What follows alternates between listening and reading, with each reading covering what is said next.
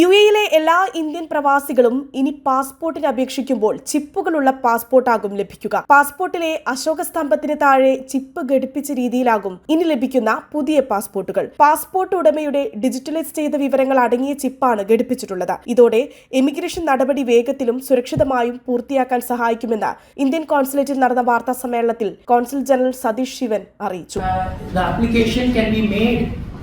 By the applicants themselves, the process has been simplified. അവയുടെ കാലാവധി കഴിയുമ്പോൾ അപേക്ഷിച്ചാൽ മതി. പാസ്പോർട്ട് സേവയുടെ പുതുക്കിയ വെബ്സൈറ്റ് അതായത് GPSP 2.0 വഴി ഈ പാസ്പോർട്ടിന് അപേക്ഷിക്കാം. ഇതോടെ BLS സെന്ററുകളിലെ കാത്തിരിപ്പ് സമയം കുറയ്ക്കാനാകുമെന്ന് Indian embassy charge d' affaires Amarnath അറിയിച്ചു. ഈ പാസ്പോർട്ട് വ്യാപകമാകുന്നതോടെ വ്യാജ പാസ്പോർട്ട് നിർമ്മാണവും തടയാനാകും.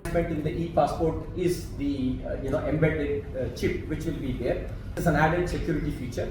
It is essentially nothing but the digital copy of the information that is otherwise contained physically in the passport. Now, what that means is that if somebody tries to forge the passport or fake the passport, it will be easily detectable, prevent forgery or tampering of, passport documents that are issued to Indian citizens abroad. വിവരങ്ങളെല്ലാം സ്വയം ഓൺലൈനായി ചേർക്കാനാകും. പഴയ passport number നൽകുക, verification പൂർത്തിയാക്കുക, തുടർന്ന് BLS സെന്ററിന്റെ appointment എടുക്കണം. BLS centre വഴിയാണ് ഈ പാസ്പോർട്ട് അനുവദിക്കുക. പാസ്പോർട്ടിലെ വ്യക്തിഗത വിവരങ്ങൾ തിരുത്തുന്നതിന് പ്രത്യേക ഫീസ് നൽകേണ്ടതില്ലെന്നും വ്യക്തികൾക്ക് ഓൺലൈനായി ചെയ്യാൻ കഴിയുമെന്നും Indian embassy charge d' affaires Amarnath പറഞ്ഞു. ഇന്ത്യക്ക് പുറത്ത് ഈ പാസ്പോർട്ടിനായി ബയോമെട്രിക് വിവരങ്ങൾ ശേഖരിക്കില്ലെന്നും അറിയിച്ചിട്ടുണ്ട്. ICO മാനദണ്ഡങ്ങൾ അനുസരിച്ചുള്ള ഫോട്ടോയാണ് പുതിയ പാസ്പോർട്ടിന് നൽകേണ്ടത്. മാസങ്ങളായുള്ള പരീക്ഷണം വിജയകരമായതിനു ശേഷമാണ് ഈ പാസ്പോർട്ട് പ്രാബല്യത്തിലായത്.